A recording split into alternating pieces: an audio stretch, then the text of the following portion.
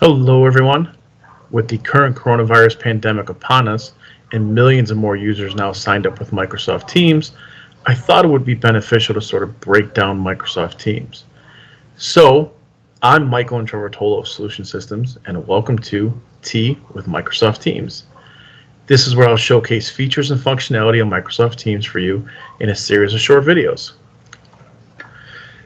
I've got my tea, as you can see, so let's get into today's video, which today's video is just going to be a short introductory video to Microsoft Teams. Here we go. All right, out of the box, Team comes with 6 sections. You've got the Team section, the Calendar section, the Activity section, the Chat section, the Call section, and the File section. Each section serves a different purpose that really helps you collaborate with your colleagues.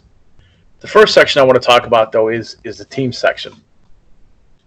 This is where you're going to see a list of all the teams that you're a part of. The teams are then made up of channels that can be built by department, topic, or just for fun. This is really where you're going to hold your meetings, have team conversations, and share files. I particularly like that the channels or the teams have channels that you can create, especially if you have a big project that you're working on.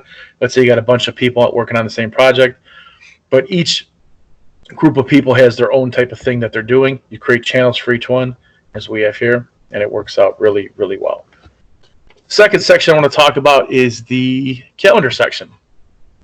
The Calendar section, it's really where you're going to see everything from your Outlook calendar or things that you've created for this calendar. The beauty of this is, though, if you create something in your Teams calendar, it automatically syncs with your Office 365 Outlook calendar.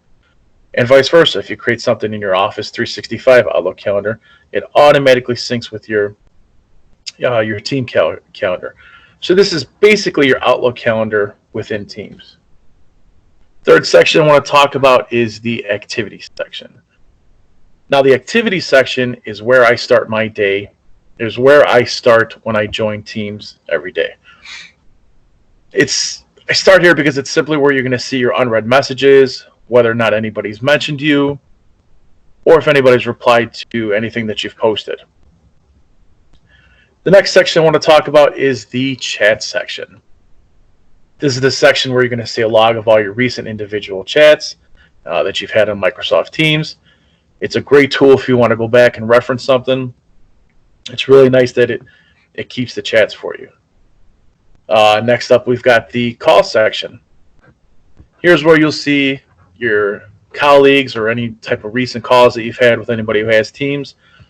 You can call them through Microsoft Teams by either audio or through a video call. If you pay for a calling plan through Microsoft, you'll get a little keypad here, and then you can make any calls that you want to anybody who actually has a phone.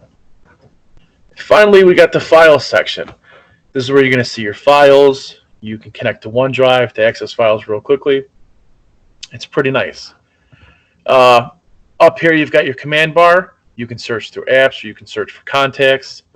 Over here is where you're going to see your status. Right, currently I'm presenting. You can set your status message to whatever you want. You can see save things. You can change all your settings over here. So all in all, Teams is really nice, very good for collaboration. And as this video series goes on, we're going to dive more into all of these sections right here. So stay tuned. See you in the next video.